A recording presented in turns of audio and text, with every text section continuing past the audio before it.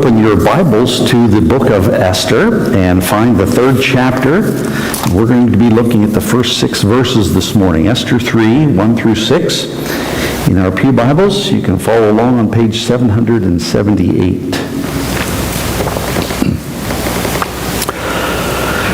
Did you hear about the manager of the Williamsburg Convention Center?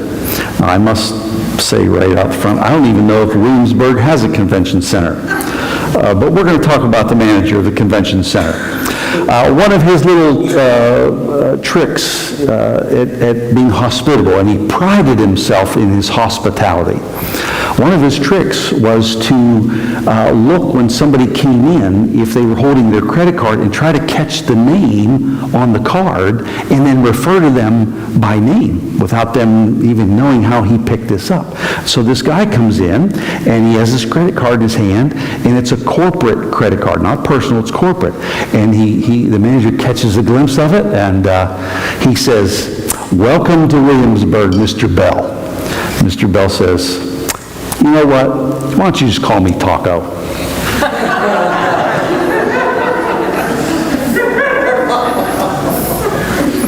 Now, the danger of that joke is that you'll spend the rest of the morning thinking about a deluxe cravings box at Taco Bell. Pride. It is a deceptive attitude, isn't it? Very deceptive. Because we try to be humble about it. We're at this point in the book of Esther, in this narrative, and it has a lot of pride at play. Let's read the first 6 verses, and before we read them, just a reminder, as we walk through this book, we have real people in real life situations. They're making decisions in real time about other people and their futures, and our goal is not to be condemning of them. Our goal is to try to say, is this the way you live life with God? Is this the way I'm living life with God? God, show me when I read about them. Chapter 3, verses 1 through 6 says, "After these events, King Xerxes honored Haman, son of Hammedatha, the Agagite, elevating him and giving him a seat of honor higher than that of all the other nobles. All the royal officials at the king's gate knelt down and paid honor to Haman, for the king had commanded this concerning him. But Mordecai would not kneel down or pay him honor. And the royal officials at the king's gate asked Mordecai, 'Why do you disobey the king's command?' And day after day they spoke to him, but he refused to comply. And therefore they told Haman about it, to see whether Mordecai's behavior would be tolerated, for he had told them he was a Jew. When Haman saw that Mordecai would not kneel down or pay him honor, he was enraged. And yet, having learned who Mordecai's people were, he scorned the idea of killing only Mordecai. Instead, Haman looked for a way to destroy all Mordecai's people, the Jews, throughout the whole kingdom of Xerxes." So the text says, after these events. Well, these events are the fact that Esther has become queen. She's been queen now for 3 to 4 years. Another event that happened was Mordecai, having sat at the king's gate all the time, he overheard an assassination plot, and he reported it, and that plot got foiled. And so after these things, this guy Haman, he gets a promotion, right? He is number 2 in this kingdom. And this kingdom is covering pretty much the whole known world. He's number 2. And what comes with this, right, is this call to kneel and honor him, right? The king's command, you kneel and honor him. And those words, kneel and honor, literally, you bend the knee, right? And so what's being asked for is to a literal kneeling and reverence, right? You kneel and you bow. You give reverence, and it can mean to give worship. Okay? It can mean that. So the question is, what's being asked here? Right? Is Haman being asked, or Haman, is Mordecai being asked to kneel and worship Haman. Well, this word can mean worship, but usually it only means worship when God is part of the picture. Outside of that, it never means worship. This is what Abraham does to the Hittites, right? He literally bows and pays homage or reverence to them. It's the same thing that Jacob's family did when they came back and met Esau. Right? They come and they bend the knee and they bow down. So it doesn't have to mean that worship is being asked. You might say, well, isn't this the same thing that happened in the book of Daniel? And really, we should be reading these two books at the same time. It's amazing the number of parallels that are in them. Matter of fact, this same issue comes up in the 3rd chapter of the book of Daniel. But there, it's a different word. Right? There, it can mean nothing else than worship. Right? Because an image is set up. And it is those people are being asked to acknowledge in the book of Daniel that this is God, right? This image of Nebuchadnezzar is God. Here, it is not, right? God isn't here. This is a call for honor and respect. So, let's be clear. Mordecai is being asked, along with everybody else, to honor Haman as number 2, to grant him respect. You know, you can acknowledge a person's position without respecting the person. Right? You can acknowledge a person's position without respecting the person. Let's suppose some of our neighbors from the north, meaning the state of New York, were here this morning. Let's say the governor of New York was here. And let's say a particular senator by the last name of Schumer was here. Now, I would have no problem referring to Governor so-and-so or Senator so-and-so. No problem whatsoever. That's their position. Now, does that mean they have respect? I'll let you answer that question, he said wryly. W-R-Y-L-Y, not R-O-A. You get my point. We do this all the time. Some of you have worked for people and you acknowledge their position, but you didn't have the respect because you didn't respect the boss, but they're the boss, right? And you can't acknowledge the position without respect. And you'll notice the king commands it. Why does the king command this? Because nobody likes Haman. So the king commands it, so it has to be done. Haman is just not a nice guy. And so it's commanded. And Mordecai, he's not on board, right? The text says he refuses. He refuses to recognize this man and to recognize his position. Just refuses. So what's going on here? Let's be clear. Mordecai is making a deliberate choice. He is making a deliberate statement. And he's asked about it, the text says, every day. Right? So Mordecai's position, he is an official. He is at the king's gate with all the other officials. And they see this every day. And every day they ask him, what are you doing? Right? So Mordecai sees this as a referendum on Haman. Others see it how? You're disobeying the king. They don't care what he's doing to Haman. Mordecai, do you get what you're doing? You are in disobedience to a command of the king. So Mordecai, clearly, he does not see what he's doing. Right? He doesn't see outside of this act what is going on. And he sets himself apart from others whom he was willing to sit with at the gate. The relational dynamics that are happening here, they've got the tentacles of an octopus, right? This situation that is going on. Some people will read this text and go, boy, this Mordecai, he is a man of courage. Other people will read it and go, he's not too bright. He's not too bright. This isn't about courage and about principle. Doesn't he remember what happened to Vashti? All she had to do was show up at the king's party. She said no. Gone. Right? They understand about obeying the king's command.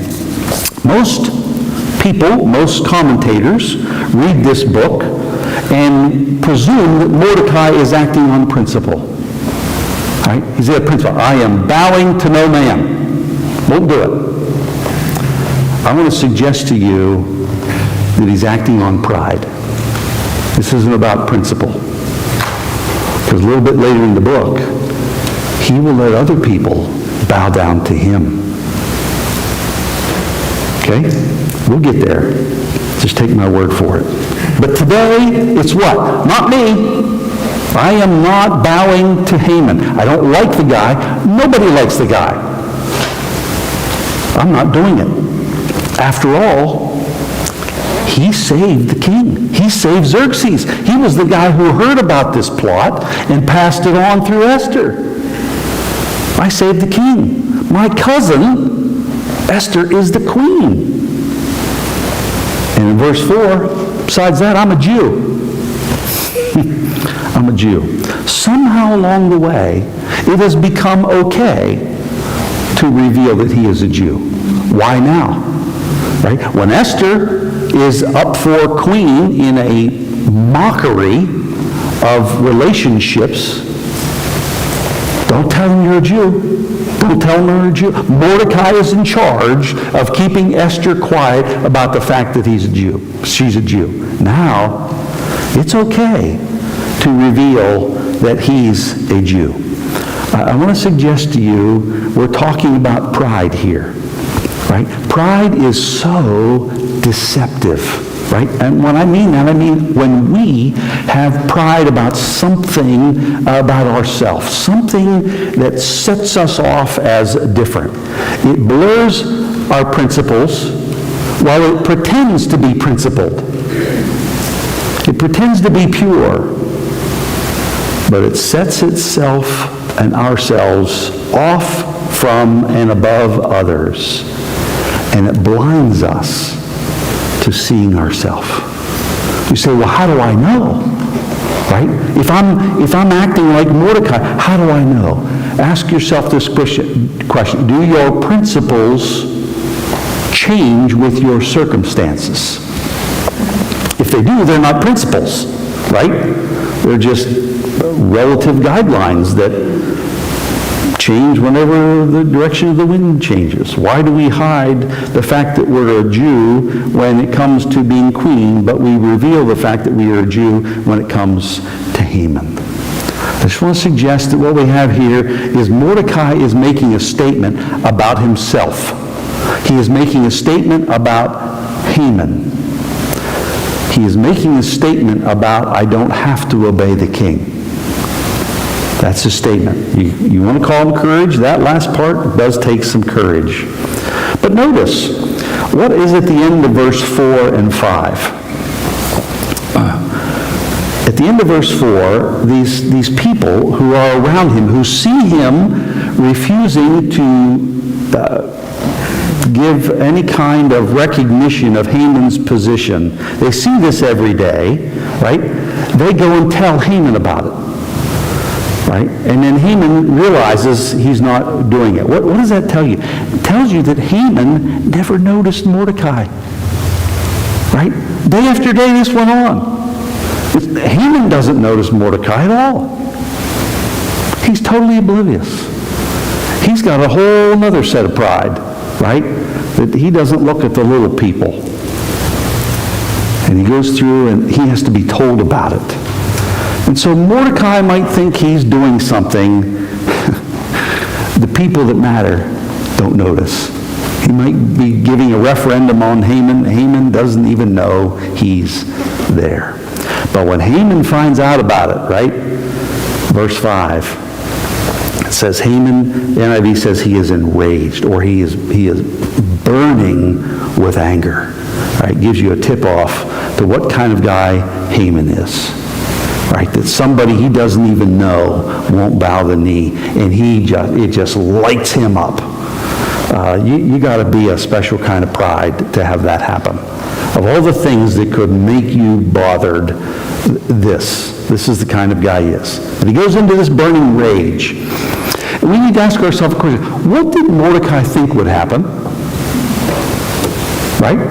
If you're gonna go out on a limb and say, not me, I'm not bowing. The rest of you guys can do it, not me. And then it gets discovered, which sooner or later it's got to. What did Mordecai think would take place? Maybe pride keeps us from thinking. Right? Maybe pride just locks the brain. Right? We're like a dog on the food bowl. Right? You can't think of it. My daughter has a Doberman, and when it comes food time, that dog, you could light it on fire and it wouldn't care. It's on the food. Pride can do that to us. Right? Keep us from thinking, sensing, and seeing. The text says Haman sees this, and he has an eye of contempt for Mordecai. And it is so bad, he is thinking on doing something to Mordecai alone. Right? He's just like, I'm gonna get this guy. And he pauses. He says, no, not just him alone. I want everybody who is like him. And now we see more about this guy Haman. He is going to exterminate every Jew in the kingdom of Xerxes. Not every Jew there in the city, not just in the citadel of Susa, but all over the kingdom. What that means is, not just there, but back in Israel. Right? This group that the wave of exiles has already gone there, and there are people there, and they've rebuilt the temple, and Haman is going to go after them as well. Every Jew in the kingdom of Xerxes, which just happens to be every Jew. Right? There aren't Jews other places. This is all of them. Okay? Haman's an egomaniac, and I certainly do not blame Mordecai for not wanting to acknowledge the guy's position. Right? Nobody likes him. We don't. They didn't. This is the kind of guy he was. Here's what this comes down to, right? The great crisis in the book of Esther that has to be averted. It was created by a man who simply refused to acknowledge another person's position. Are you with me? Right? We think the book of Esther. Esther saves the Jews from extermination. Why did all this happen? Why was there an edict to exterminate all the Jews? Why are they threatened? This guy didn't even know Mordecai was there. He didn't even see him. And now all of a sudden we got to kill them all. Why? Because Mordecai will simply not acknowledge that Haman is the second in all the kingdom. And I want to suggest to you this is a prideful act that winds up endangering other people. You say, well, Pastor, how could he have known? How could he have known? That is a great question. And I'm glad you've asked it.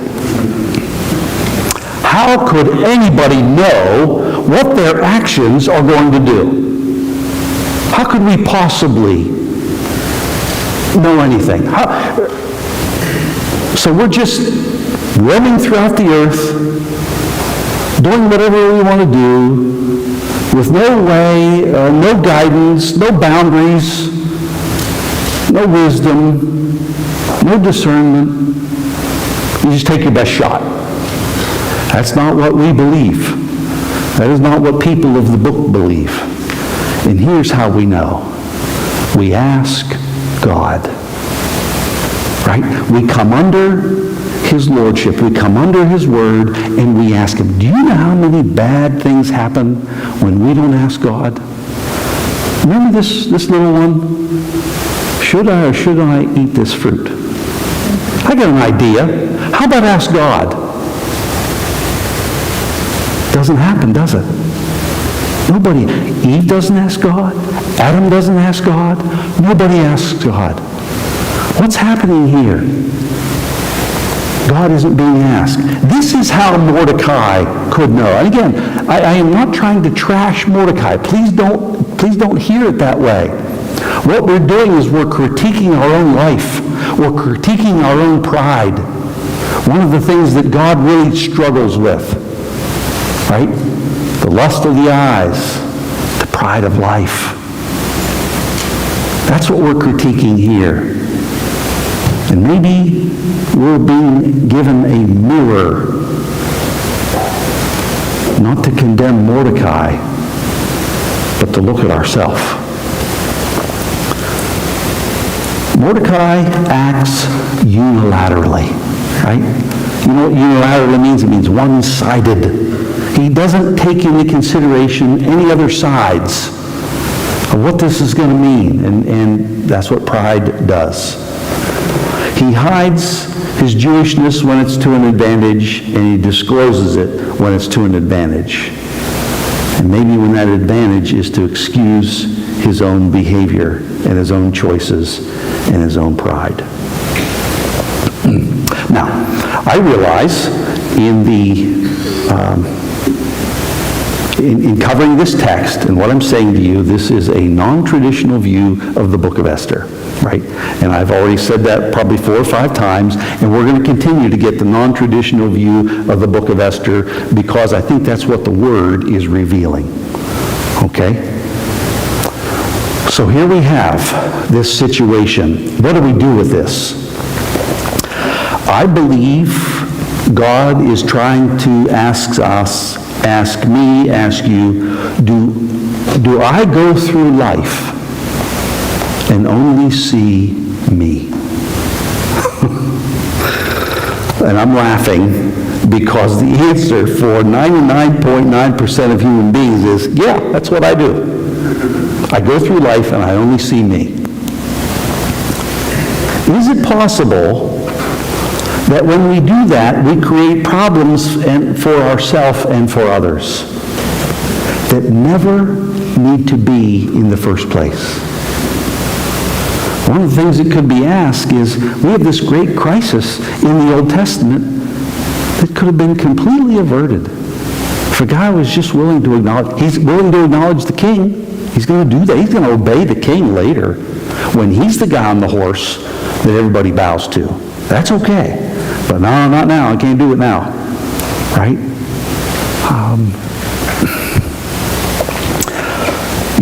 There are some people whose life is full of drama and crisis because they have created the problems for themselves and others around them because it's just about them. So what's the alternative here? Right? If this is what's happening here, what's the alternative for me and you? Well, I think there's at least several parts to this alternative. One is this. We need to question ourselves and our motives before God. Right?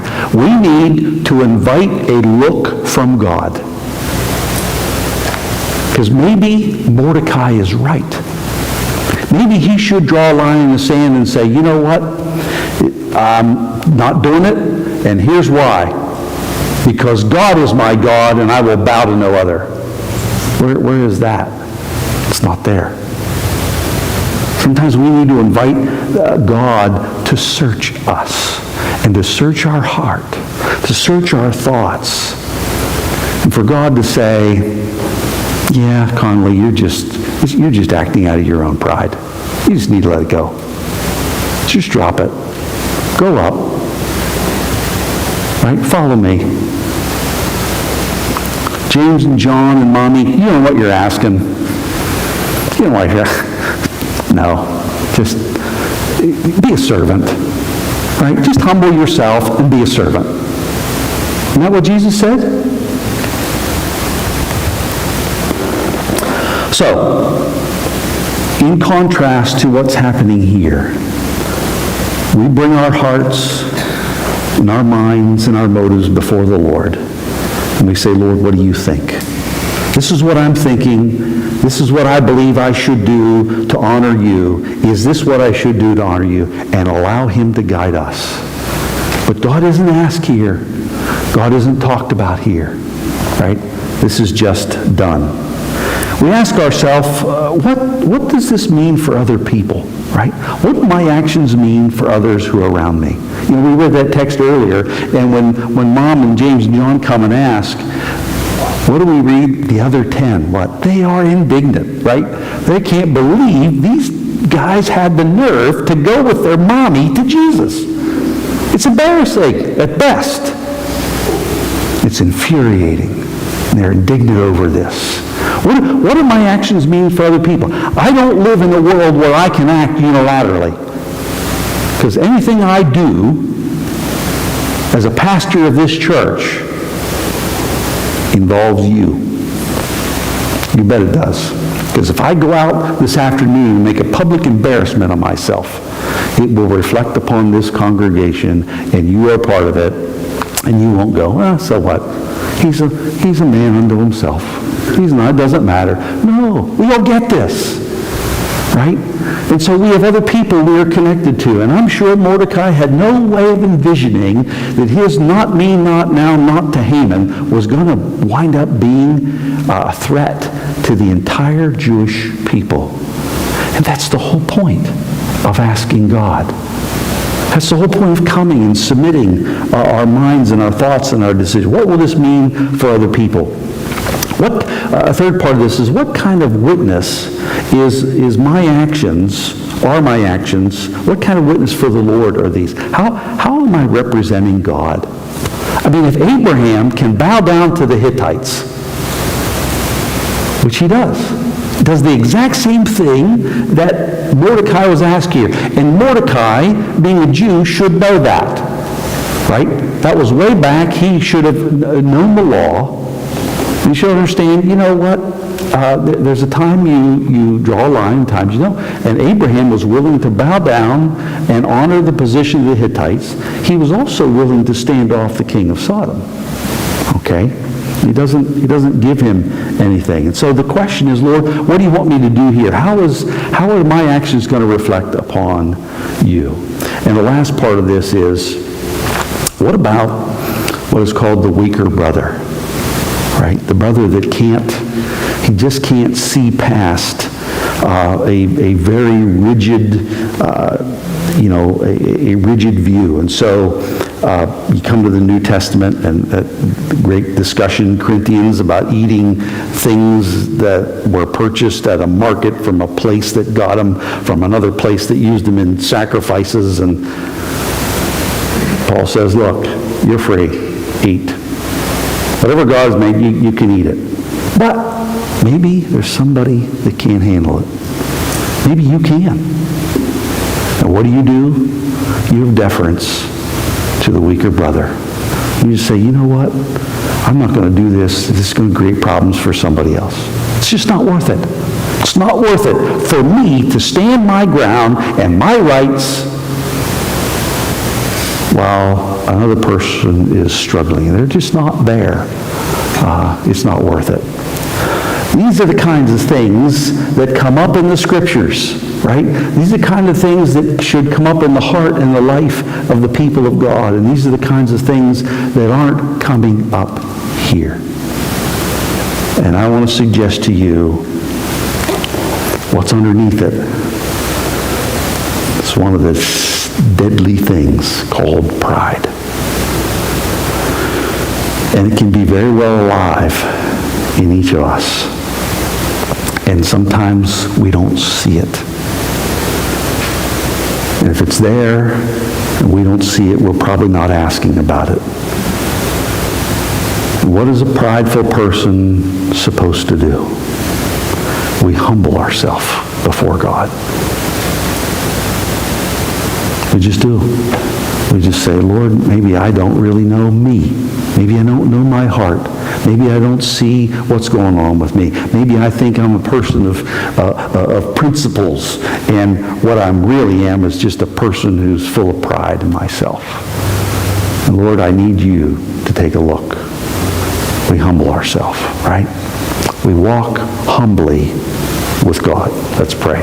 Lord, your word